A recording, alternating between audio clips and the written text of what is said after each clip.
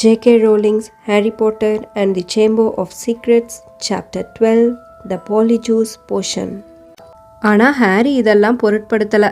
தான் ஸ்லிதரினோட வாரிசுங்கிற எண்ணமே கேலிக்குரியதுன்னு குறைஞ்சபட்சம் ஃப்ரெட்டும் ஜார்ஜுமாவது நினைக்கிறாங்களேன்னு அவனுக்கு ரொம்ப ஆறுதலாக இருந்தது. ஆனால் அவங்களோட இந்த செயல் டிராக்கோ மால்ஃபாய்க்கு மட்டும் எரிச்சலூட்டுற மாதிரி தெரிஞ்சது. ஒவ்வொரு தடவையும் அவங்களோட கிண்டல் கேலியை பார்க்குறப்பெல்லாம் அவன் முகம் மேலும் கடுப்பாச்சு. ரான் ஏதோ எல்லா விவரமும் தனக்கு தெரிஞ்சதை போல உண்மையிலேயே அது தான் சொல்ல அவன் துடிக்கிறான். அதனாலதான் அவன் முகம் இப்படி மாறுது. எந்த விஷயத்திலையும் தன்னை யாரும் மிஞ்சிடக்கூடாதுன்னு அவன் நினைக்கிறத பத்தி தான் உனக்கு தெரியும்ல. ஆனா இப்போ அவன் பாக்குற கீழ்த்தரமான வேலைக்கான எல்லா பேரும் உனக்கே கிடைச்சிடுதுல்ல. எல்லாம் இன்னும் கொஞ்ச காலத்துக்கு தான் அப்படின்னு ஹெர்மோயினி ரொம்ப திருப்திகரமான குரல்ல சொன்னான். பாலிஜூஸ் போஷன் கிட்டத்தட்ட தயாராகிடுச்சு. இனி நாம எந்த நிமிஷம் வேணாலும் அவன் கிட்ட இருந்து மொத்த உண்மையையும் வெளிவர வச்சிடலாம்.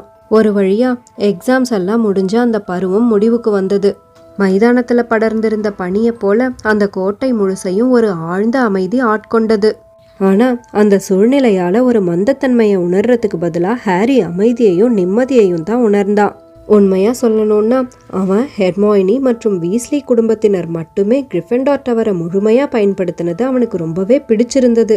அதனால அவங்க யாரையும் தொந்தரவு செய்யாம எக்ஸ்ப்ளோடிங் ஸ்னாப் விளையாட்டை சத்தமா விளையாடவும் ரகசியமா விசார்ட் டூவலிங் பயிற்சி செய்யவும் முடிஞ்சது. ஃப்ரெட், ஜார்ஜ் அண்ட் ஜின்னி 3 பேரும் அவங்க அம்மா அப்பா மிஸ்டர் அண்ட் மிஸ்ஸஸ் வீஸ்லியோட சேர்ந்து ஈஜிப்ட்ல இருக்கிற அவங்களுடைய சகோதரன் பில்ல போய் சந்திக்கிறதுக்கு பதிலா ஸ்கூல்லையே தங்குறதா முடிவு பண்ணினாங்க. இவங்களோட இந்த செய்கையெல்லாம் ரொம்ப குழந்தைத்தனமான நடத்தைன்னு கருதின பர்சி இந்த இக்கட்டான சூழ்நிலையில ஆசிரியர்களுக்கு துணையா இருக்கிறது ஒரு பெர்ஃபெக்ட்ங்கிற முறையில தன்னுடைய கடமைங்கிறதால மட்டுமே இந்த கிறிஸ்மஸ் ஹாலிடேஸ்ல தான் ஸ்கூல்ல தங்கி இருக்கிறதா அவன் தற்பெருமையோட சொல்லிக்கிட்டு இருந்தான். கிறிஸ்மஸ் தினத்தின் காலை பொழுது குளிரும் வெண்மையுமா நிறைஞ்சிருந்தது. ஹாரி மற்றும் ரான் மட்டும்தான் அவங்க டாமெட்ரியில மீதி இருந்தவங்க. சடால்னு உள்ள நுழைஞ்ச ஹெர்மோயினி நேர்த்தியா உடையணிஞ்சு கை நிறைய அவங்களுக்கான பரிசு பொருட்களோட அதிகாலையிலே வந்து அவங்கள எழுப்பி விட்டா. எழுந்துறீங்க எழுந்துறீங்க அப்படின்னு உற்சாகமா கூச்சல் போட்டபடியே ஜன்னல் திரைகளை ஹெர்மோயினி விலக்கி விட்டா. ஹெர்மோயினி நீ உள்ளெல்லாம் வரக்கூடாது அப்படின்னு தூக்க கலக்கத்தோட சொன்ன ரான் ஜன்னல் வழியா வந்த வெளிச்சத்துல இருந்து கண்ணை காப்பாத்திக்க கைய வச்சு மூடிக்கிட்டான். உனக்கும் கிறிஸ்மஸ் வாழ்த்துக்கள் அப்படின்னு சொன்னபடியே பரிசு பொருட்களை தூக்கி அவன் மேல வீசினா. 1 மணி நேரத்துக்கு முன்னாடியே நான் எழுந்துட்டேன். போஷன் கூட போய் இன்னும் கொஞ்சம் லேஸ்விங் சேர்த்துட்டு வந்தேன். இப்போ அது தயாராகிடுச்சு. திடீர்னு முழுக்க விழிப்பு வந்தவனா ஹாரி சட்டுன்னு எழுந்து உட்கார்ந்தான். உண்மையாதான் சொல்றியா?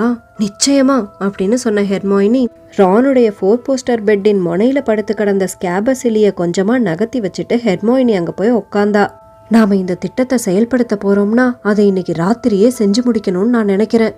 சரியா அவ பேசிக்கிட்டு இருந்த அந்த நேரம் பார்த்து ஹெட்விக் தன்னுடைய அழகுல ஒரு சின்ன பரிசு பொருளோட அந்த அறைக்குள்ள பறந்து வந்தது. அவ அழகா தன்னுடைய படுக்கை மேல இறங்கி உட்கார்றத பார்த்து ஹலோ அப்படின்னு ரொம்ப உற்சாகமா சொன்ன ஹாரி மறுபடியும் என்கிட்ட நீ பேச ஆரம்பிச்சிட்டியா அப்படின்னு கேட்டான். அவ ரொம்ப பாசமா அவன் காதுல செல்லக்கடி கடிச்சது அவ கொண்டு வந்திருந்த பரிசு பொருளை காட்டிலும் அவனுக்கு ரொம்ப சிறந்ததா தோணுச்சு. ஏன்னா அந்த பரிசு பொருள் டர்ஸ்லிஸ் கிட்ட இருந்து வந்தது. அவங்க ஹாரிக்கு ஒரு பல் குத்தியையும் கூடவே சம்மர் ஹாலிடேஸ்லயும் பள்ளியிலேயே தங்க முடியுமான்னு கேட்டு சொல்லும்படி எழுதி அனுப்பப்பட்டிருந்த குறிப்பும் தான். ஹாரியுடைய மற்ற கிறிஸ்மஸ் பரிசு பொருட்கள் எல்லாம் ரொம்ப திருப்திகரமாவே இருந்தது. ஹாக்ரிட் அவனுக்கு ஒரு பெரிய தகர குவளை நிறைய ட்ரீக்கிள் ஃபட்ஜஸ் அனுப்பியிருந்தாரு. சாப்பிட்றதுக்கு முன்னாடி அதை நெருப்பு கிட்ட வச்சு கொஞ்சமாவது மென்மையாக்கணும்னு ஹாரி முடிவு செஞ்சிருந்தான். ரான் ஹாரியுடைய அபிமான குவிட்டிச் அணியை பத்தின சுவாரஸ்யமான உண்மைகள் அடங்கிய ஃப்ளையிங் வித் கெனான்ஸ் புத்தகத்தை பரிசளிச்சிருந்தான்.